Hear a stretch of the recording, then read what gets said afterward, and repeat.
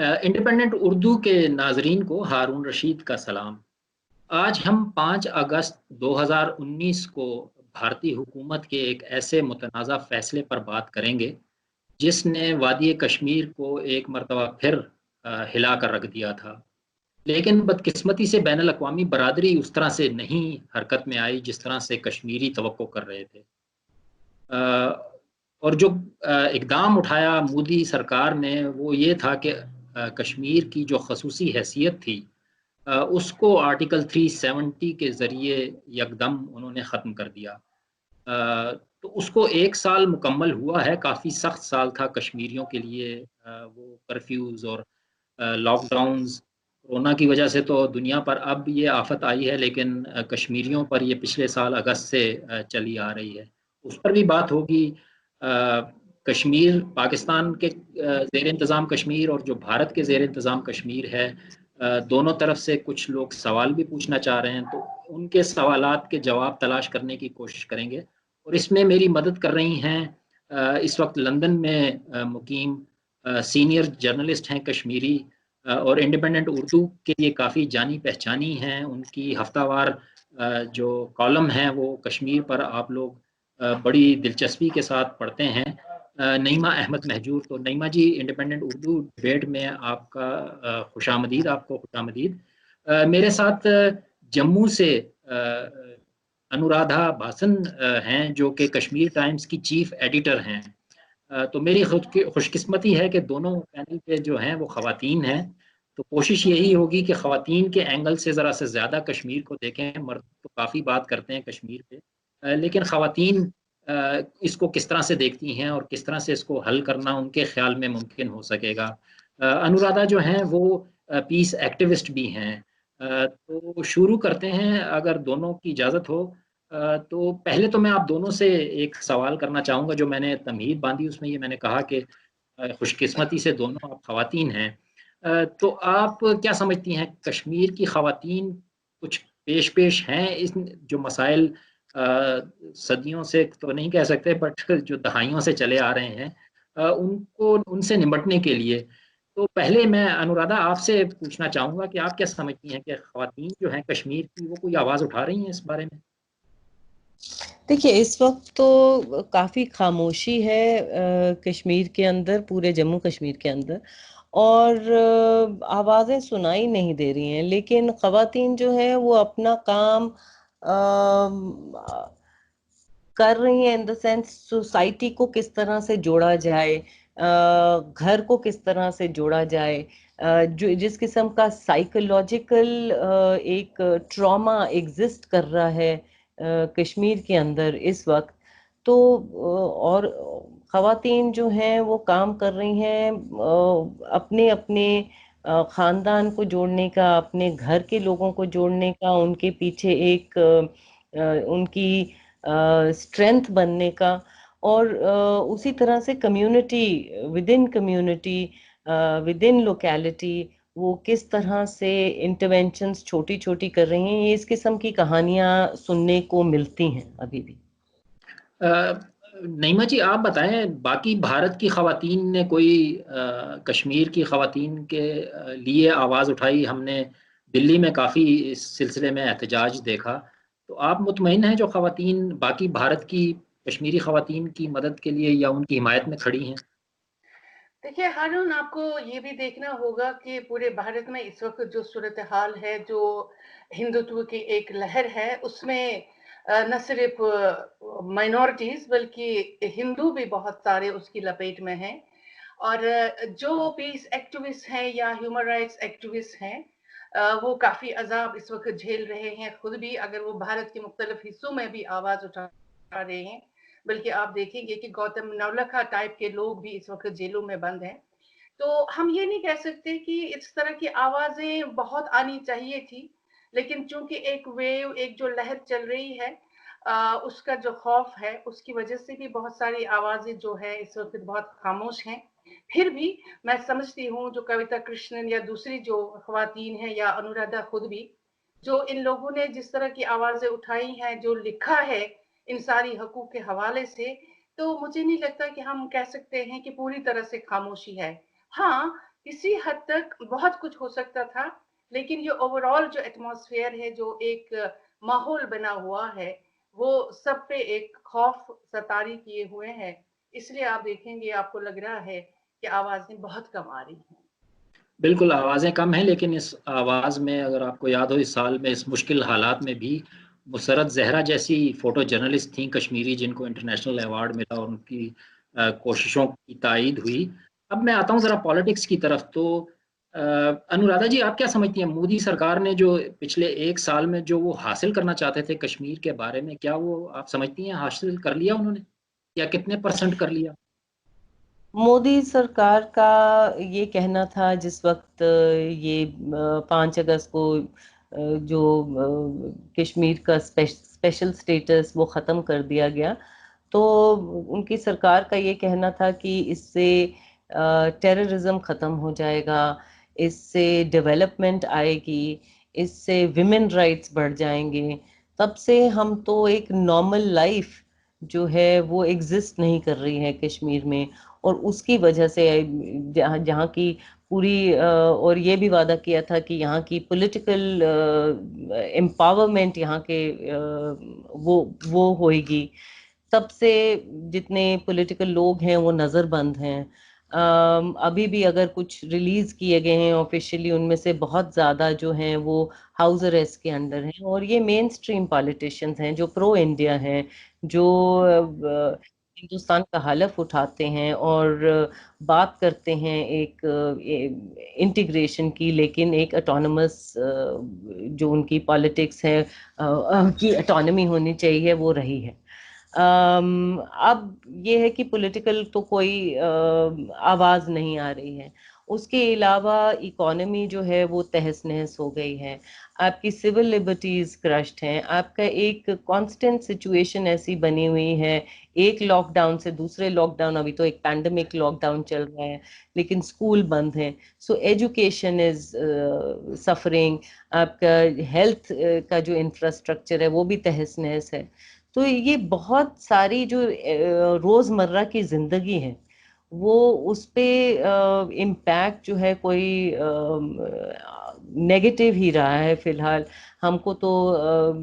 और टेररिज्म वहीं का वहीं है, नए लड़के जो हैं वो बंदूक पकड़ने को तैयार हैं। अब नंबर्स क्या दिखा रहे हैं क्या नहीं दिखा रहे हैं, लेकिन इस वक्त जो माहौल है, जिस जिस किस्म का तनाव और जिस किस्म का डिस्ट्रेस है, जिस किस्म के से लोग नाखुश हैं उस फैसले से, वो तो दिखाता है कि हालात बिगड़ सकते हैं। डेवलपमेंट कहीं नजर नहीं आ रही है, पॉलिटिकल प्रोसेस कहीं नजर नहीं आ रहा है, एक नॉर्मल लाइफ कहीं नहीं नजर आ रही है। सही।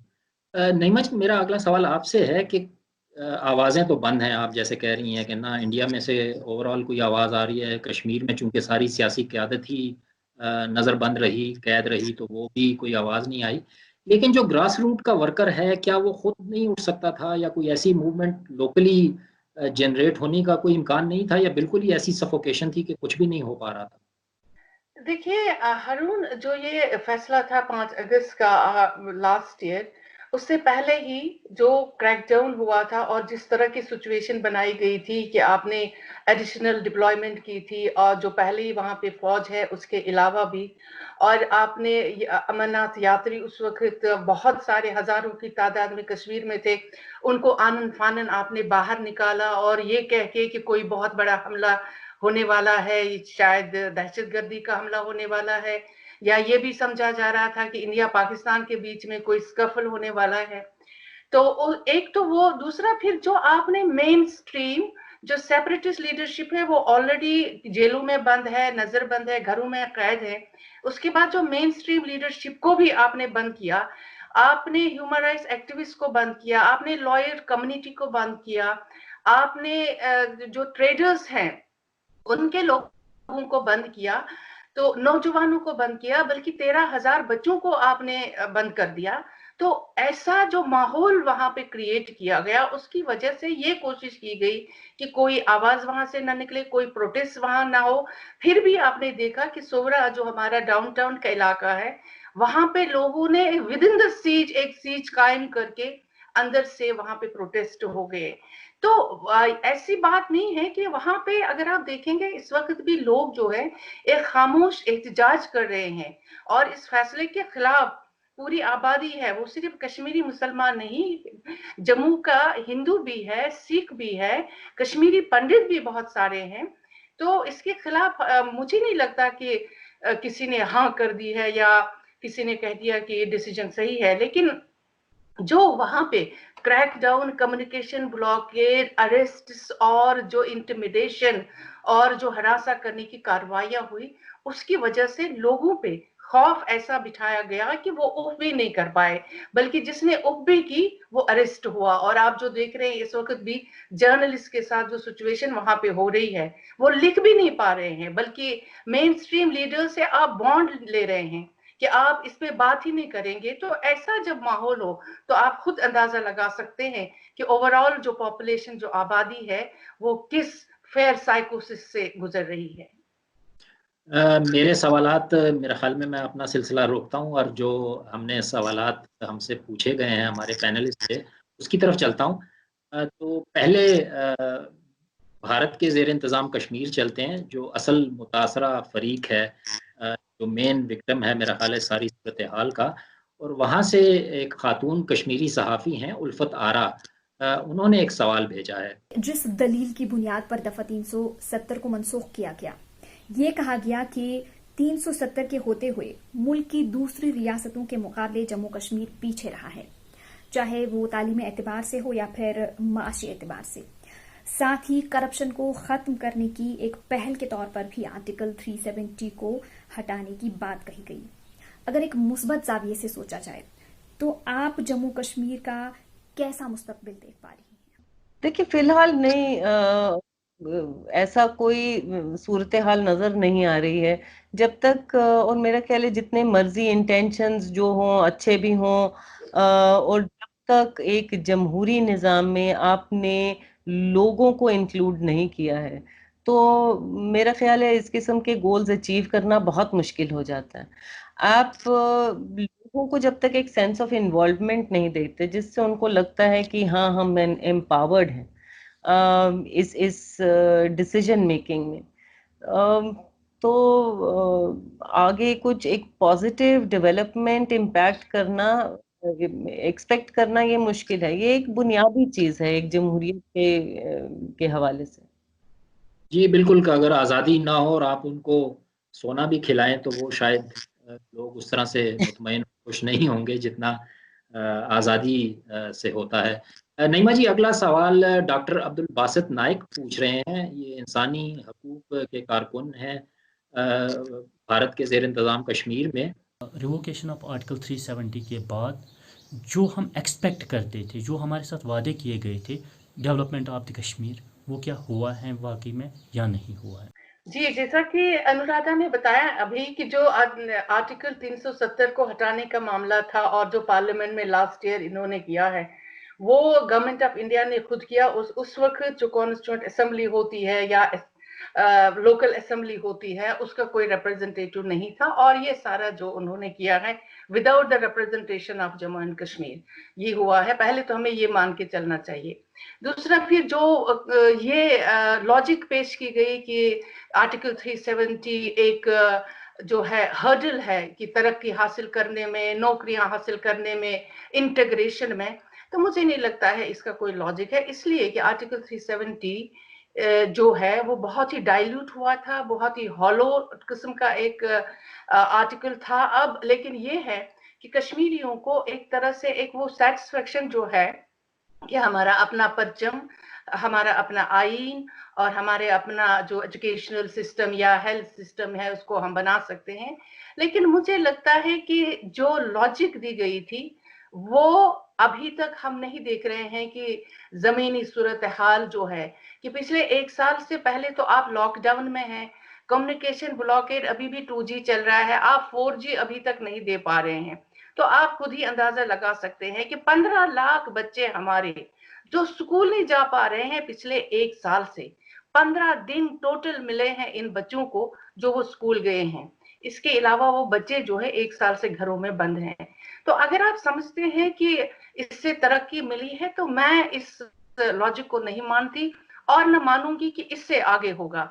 इसलिए कि आर्टिकल 370 कहीं पे डेवलपमेंट प्रोसेस में हर्डल क्रिएट नहीं कर रहा था, इसलिए कि हमारे जो इंडस्ट्रियल लॉज भी हैं वो भी पूरे इंडिया पे अप्लाई होते हैं और इंडिया के लोग आ सकते हैं और इंडस्ट्री चला सकते हैं। तो ये सारा जो शुरू किया गया था, एक वेग सा जो एक आर्गुमेंट दिया गया था, तो मैं इसको नहीं मानती और ना इससे कोई डेवलपमेंट पे कोई फर्क पड़ेगा। जैसा था वैसा है, बल्कि इस बदतर हो गया है। जी शुक्रिया नईमा जी। अगला सवाल सज्जाद हुसैन किरगिली कर रहे हैं। ये भी समाजी कारकुन हैं और एक साबिक सहाफ़ी भी हैं करगिल लद्दाख से। क्या ये जमातें जो रेस्टोरेशन ऑफ स्टेट की बात कर रही हैं कि क्या ये सिर्फ जम्मू और कश्मीर जो सूबे हैं उनकी बात कर रहे हैं, लद्दाख को बिल्कुल अलग थलग करके ये मांग की जा रही है, या लद्दाख को शामिल करके ये मांग की जा रही है? और अगर सिर्फ जम्मू कश्मीर को लेकर मांग की जा रही है तो आपका इस हवाले से क्या कहना है?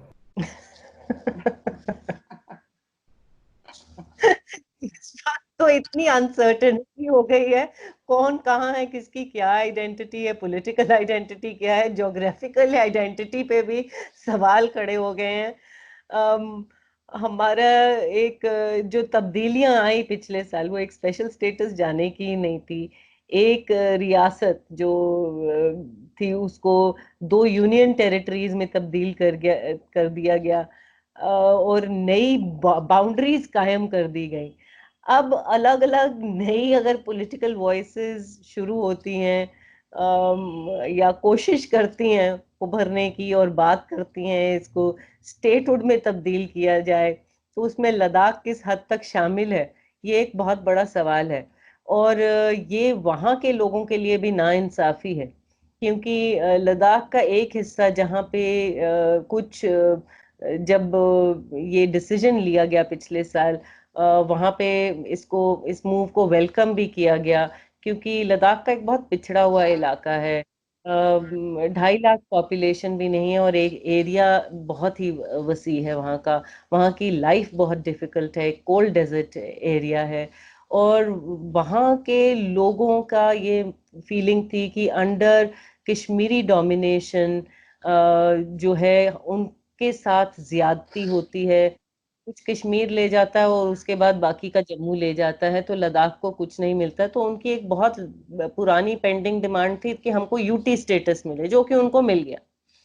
वो जब मिल गया तो उसमें एक कारगिल के जो मुस्लिम मेजॉरिटी एरिया है वहाँ पे ये कंसर्न्स थे कि ये लद्दाख में बुद्धिस्ट डोमिनेशन है, तो ये हमको हमारा शेयर नहीं देंगे।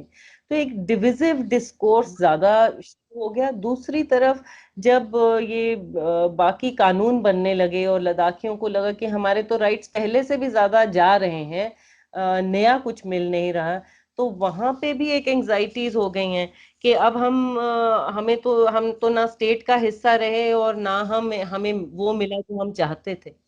तो ये किस तरह से एड्रेस होगा? और लद्दाखियों के बारे में वाकई कोई सीरियसली सोच नहीं रहा है। अगला सवाल तजम्मुल इस्लाम साहब का है, ये भी एक कश्मीरी रिसर्च स्कॉलर हैं। मेरा सवाल हारून रशीद साहब से है, और वो सवाल ये है कि 5 अगस्त 2019 को जम्मू कश्मीर के तमाम सियासी, गैर सियासी और मजहबी रहनुमाओं को कैद करके एक यूनिलैटरल डिसीजन लिया गया और जम्मू कश्मीर को उसकी सियासी जो तारीख थी वो ख़त्म कर दिया गया। उसके बाद जो सबसे बड़ी डेवलपमेंट हुई पूरे खिते में, पूरे सब कॉन्टिनेंट में, वो गलवान वैली क्लैश है। और चाइना में और भारत में भी बहुत सारे तजज़ियाकारों का कहना है कि इसकी वजह एक्चुअली ये जो यूनिलैटरल डिसीजन लिया गया जम्मू कश्मीर के स्टेटस को चेंज करने के लिए, वही इसकी वजह है।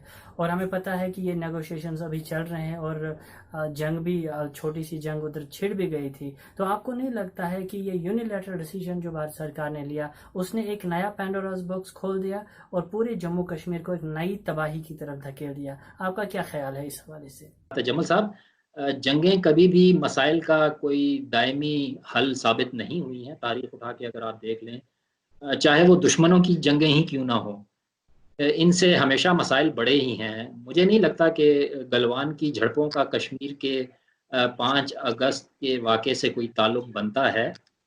ویسے تو بین الاقوامی سیاست میں کچھ بھی وثوق سے نہیں کہا جا سکتا، لیکن اگر آپ پاکستان اور چین کا دیکھیں، اور اگر آپ سمجھتے ہیں کہ پاکستان اور چین کا خیال تھا کہ اس سے بھارت کو دباؤ میں لائیں گے اس سرحدی کشیدگی کو چھیڑ کر، تو مجھے نہیں لگتا کہ ایسا کچھ ہوا ہے یا اس میں چین یا پاکستان کامیاب ہوا ہے. چین خود آج کل انتہائی خراب معیشت کا شکار ہے اور کرونا سے ڈسا ہوا ہے، تو اس کے لیے شاید یہ وقت بھی کوئی موضوع نہیں تھا کہ وہ کوئی جنگی محاذ کھول لیتا.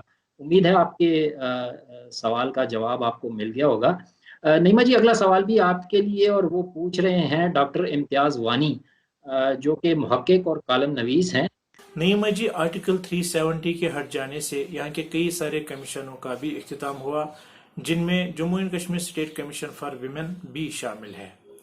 چونکہ یہاں کی خواتین کئی سارے مسائل سے دوچار ہیں، اور جب ہم گراؤنڈ لیول پہ دیکھتے ہیں تو ڈومیسٹک وائلنس کا رجحان زیادہ نظر آتا ہے. یہ خواتین اپنے انصاف کے لیے اسٹیٹ ویمنس کمیشن کا رخ کرتی تھیں. اب چونکہ کمیشن نہیں رہا تو یہ خواتین اپنے انصاف کے لیے اب کہاں جائیں گی؟ اور آپ کی نظر میں اسٹیٹ ویمنس کمیشن کا نام البدل کیا ہو سکتا ہے؟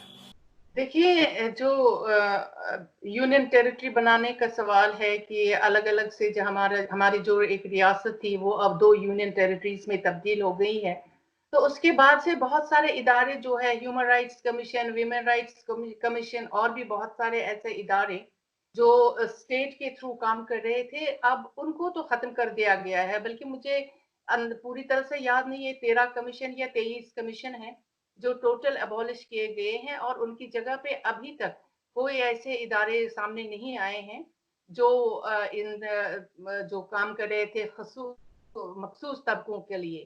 وہ ابھی تک نہیں ہے. صرف ایک پہاڑی یا گجر جو برادری کے لوگ ہیں ان کے لیے کوئی ایک باڈی بنائی گئی ہے، ایک انسٹیٹیوشن جو کام کر رہا ہے.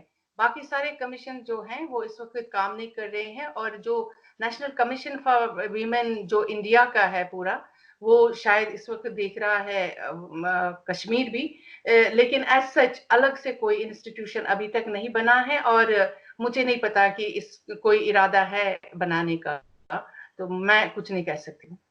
جی شکریہ. اب لائن آف کنٹرول کی اس جانب آتے ہیں. کچھ سوال یہاں سے بھی ہیں. تصویر بٹ صاحب مظفر آباد سے پوچھ رہے ہیں، 5 اگست کے بعد آزاد کشمیر میں احتجاج کی ایک تحریک شروع کی تھی. بہت سارے لوگ ایل او سی کی طرف جا رہے تھے، مختلف احتجاجی مظاہرے ہوئے تھے. تو اس وقت پرائم منسٹر آف پاکستان نے کہا تھا کہ نوجوان ایل او سی کی طرف نہ جائیں، میری کال کا انتظار کریں. جب تک میں کال نہیں دیتا نوجوان ایل او سی کی طرف نہ جائیں.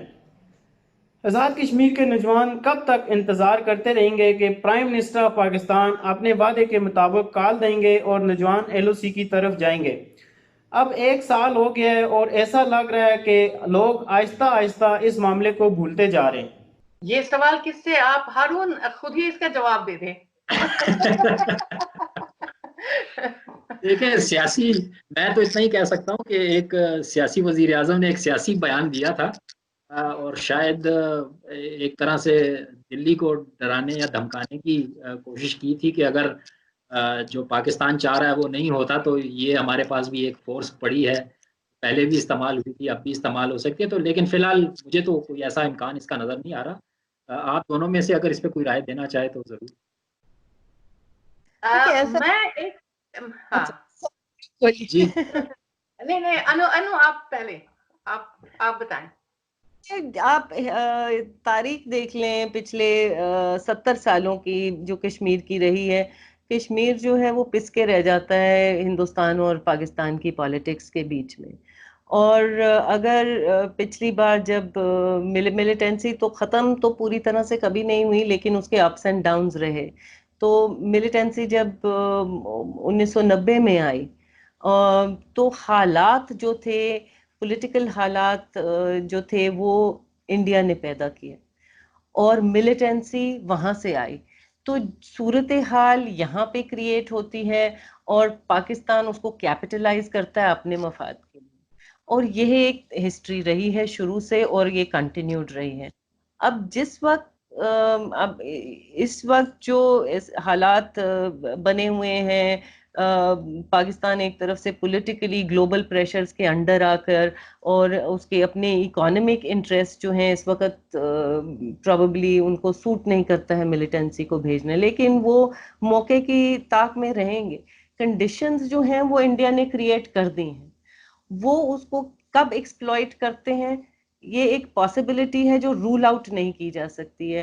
اور آپ کو بھی معلوم ہے گلوبل پالیٹکس اس طرح سے چلتی ہے کہ ایک دم سے ٹیکٹونک شفٹس ہوتے ہیں، اور جب وہ شفٹس ہوتے ہیں اور تو جو ریجنل پلیئرز ہیں اور اگر ان کو سوٹ کرتے ہیں تو وہ اپنے اپنے ذاتی مفاد کے لیے وہ اس کو ایکسپلائٹ ضرور کرتے ہیں، اور اس میں مارا جاتا ہے کشمیری. بالکل درست کہا آپ نے. جی نعیمہ جی آپ کچھ بریفلی.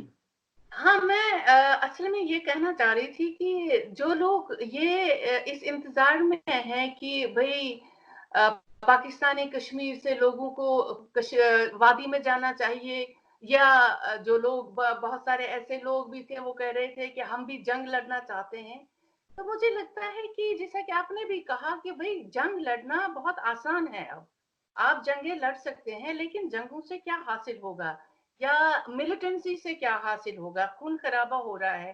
آپ دیکھ رہے ہیں کشمیر میں اتنے سارے لوگ، 1 لاکھ سے زائد لوگ جو ہیں ملیٹنسی کے ہتھے چڑھے ہیں اب تک، اور اس وقت جو ہیومن رائٹس وائلیشن جس طرح سے ہو رہی ہے، مجھے لگتا ہے کہ جہاں تک عمران خان نے کہا تھا اور اس سرزمین کو اس کے لیے استعمال نہ کیا جائے، یہاں سے گولی نہیں چلے گی، تو بہت سارے ایسے جو پیس لونگ پیپل ہے اور خاص طور سے کشمیری، انہوں نے اس کا ویلکم بھی کیا تھا، کیونکہ کوئی نہیں چاہتا ہے کہ گولی چلے، خون خرابہ ہو اور اس کے بعد آپ ٹیبل پہ آ کے بات کریں.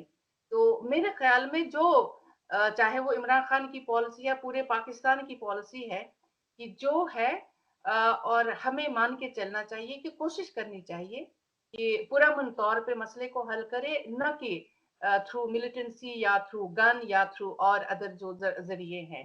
تو یہ سب شاید ان کو میری بات سمجھ آئے کہ میں کیا کہنا چاہتی ہوں. ٹھیک آپ کافی واضح تھیں. یہ 2 سوال ہیں پاکستان میں جو گلگت بلتستان کا علاقہ ہے، اور ان کو میں کلب کر رہا ہوں. ایک جواد احمد پارس صاحب ہیں وادی نیلم سے، انہوں نے پوچھا ہے، اور دوسرا حارث قدیر صاحب نے. گزشتہ کچھ عرصے سے یہ افواہیں گردش کر رہی ہیں کہ پاکستان گلگت بلتستان کو اپنا صوبہ بنانا چاہ رہا ہے، اور آزاد کشمیر کے اندر بھی 14ویں آئینی ترمیم کے حوالے سے بہت ساری افواہیں گردش کر رہی ہیں، جس میں پاکستان جو ہے یا اسلام آباد جو ہے وہ زیادہ اختیارات اپنے پاس لینا چاہ رہا ہے. اب میرا سوال اس کے متعلق یہ ہے کہ یہاں کی اگر پاکستان کا کوئی ایسا مقصد ہے ان علاقوں کی ڈیموگرافک اور جیوگرافک پوزیشن چینج کرنے کا، تو ان علاقوں کے جو لوگ ہیں جو جہاں کے اسٹیٹ سبجیکٹس ہیں، ان کی کردار کو اور ان کی پوزیشن کو پاکستان کس تناظر میں دیکھ رہا ہے؟ گزشتہ سال 5 اگست کو مودی رجیم نے جس طرح سے آرٹیکل 370 کو امینڈ کر کے ابالش کر کے بھارتی زیر انتظام جموں کشمیر سے اس کے آئینی اختیارات، اس کے سیاسی اختیارات اور بالخصوص جو اسٹیٹ سبجیکٹ رولز تھے ان کا خاتمہ کیا، اور اسی طرح سے گزشتہ 2 سال قبل 2018 میں ایک صدارتی آرڈیننس کے تحت گلگت بلتستان پہ پاکستانی سٹیزن شپ جو ہے وہ نافذ کی گئی، اور گزشتہ 50 سال سے اسٹیٹ سبجیکٹ رولز جو ہیں وہ معطل کیے گئے ہیں. اور اسی طرح جو پاکستانی زیر انتظام جموں کشمیر ہے، اس کی جو 13ویں ترمیم ہے وہ، اور پھر 14ویں ترمیم کا مسودہ جو ہے وہ وفاق کی جانب سے زیر بحث ہے. تو اس طرح کی صورتحال میں پاکستان کس طرح سے جو بین الاقوامی طور پہ اپنے آپ کو بھارتی جو اقدامات ہیں ان سے اپنی جو امتیازی حیثیت ہے اس کو منوا سکتا ہے؟ تو اس بارے میں تو بریفلی یہی کہہ سکتا ہوں کہ کوئی قانونی ماہر اس کے بارے میں بہتر بتا سکے گا، لیکن میرا نہیں خیال کہ دونوں طرف کی جو قانون سازی ہے وہ ایک طرح کی ہے، اس میں کافی فرق ہے. گلگت بلتستان کے عوام کا یہ ایک یقیناً دیرینہ مطالبہ رہا ہے کہ ان کی آئینی حیثیت مستقل کی جائے اور انہیں صوبے کی حیثیت دی جائے اور کشمیر کے ساتھ نہ جوڑا جائے. تو پاکستان اگر ایسا کرتا ہے، ان کی مانگ مانتا ہے، تو پھر اس کا کشمیر کیس کمزور ہوتا ہے. وہ اس طرح کی کوئی قانون سازی پاکستان نہیں کر سکتا، لیکن وہ چاہ یہی رہا ہے کہ جتنی زیادہ آٹونومی گلگت بلتستان کو دے سکے وہ دے سکے. آخر میں ایک سوال آپ دونوں سے پوچھنا چاہوں گا کہ پاکستان نے پچھلے 1 سال جو سفارتی کوششیں کیں इमरान खान ने बड़ी धुआंधार तकरीर की थी अक़वाम मुत्तहिदा में भी, और उससे कुछ फ़र्क हुआ? कश्मीरी कोई मुतमईन है पाकिस्तान के किरदार से पहले? नईमा जी आप। जी देखिए, इमरान खान ने बहुत धुआंधार तकरीर तो की थी, और जिस तरह से उन्होंने पॉलिटिकल लॉबिंग भी बहुत सारे मुल्कों में जाके शुरू की और कुछ हासिल भी किया, जैसे मलेशिया, तुर्की वगैरह, उनकी सपोर्ट भी हासिल की है। लेकिन मैं पहले भी कहती आ रही हूँ कि पाकिस्तान की जो पॉलिटिकल और डिप्लोमेटिक लॉबी है वो बहुत ही खराब है, और किसी हिंदुस्तान की लॉबी जो है उसका मुकाबला नहीं कर सकती है। और इसी वजह से आप देखेंगे कि इस वक्त भी कि जो 370 का जो हटाने का मसला हुआ, उससे पहले ही इंडियन गवर्नमेंट ने बहुत सारे मुल्कों में, खासतौर से यूरोपीय मुल्कों में, अमेरिका में और कुछ अरब ममालिक में बहुत जबरदस्त लॉबिंग की थी। और इस वजह से आप देखेंगे कि इन मुल्कों ने खामोशी भी इजहार की और खामोशी इख्तियार की, एक लफ्ज भी नहीं बोला। तो उसको हम समझ रहे थे, और बहसीत कश्मीरी लोग समझ रहे थे कि कम से कम इन मुल्कों की तरफ से कुछ आवाजें आएंगी कि अगर पाकिस्तान की लॉबिंग, जो डिप्लोमेटिक लॉबिंग है, वो कारगर हो सकती है। लेकिन मुझे लगता है कि उसमें अभी तक इनको कामयाबी नहीं मिली है, और शायद हो सकता है कि और ज्यादा क्वेश्चन करेंगे, और कोई वक्त ऐसा आएगा कि जब इनकी बात जो है उसको सुना जाएगा और उसको सपोर्ट किया जाएगा। अनुराधा जी आप ब्रीफली, हमारे पास 2 मिनट रह गए हैं, कश्मीरी पाकिस्तान में किस तरह ये जो 1 मिनट की खामोशी, उस पर काफ़ी क्रिटिसिज्म भी पाकिस्तान में अंदर भी इमरान खान पे हो रहा था कि जी 1 मिनट की खामोशी से क्या मोदी जी आपको दे देंगे कश्मीर, तो वहाँ कश्मीरी किस तरह से इसको देख रहे हैं? देखिए, एक तो खामोशी, एक तो डिप्लोमेटिक वीकनेसेस कह लें या फेलियर कह लें, लेकिन कश्मीर के जो लोग हैं वो अब समझ चुके हैं कि हमें जो अपनी लड़ाई है वो खुद लड़नी है।